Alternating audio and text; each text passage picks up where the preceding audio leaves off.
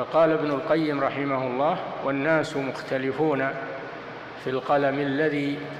كتب القضاء به من الديان، هل كان قبل العرش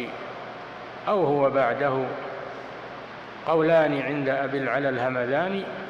والحق أن العرش كان قبل، لأنه وقت الكتابة كان ذا أركان، وعرشه على الماء كان ذا أركان، وكتابة القلم الشريف تعقبت إيجاده،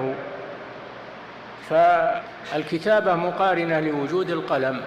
حينما خلقه الله قال له اكتب، مقارنة لإيجاد القلم. وأما من حيث الوجود فالعرش أسبق، هذا هو القول الصحيح، لقوله صلى الله عليه وسلم: وعرشه إن الله قدر مقادير الخلائق قبل أن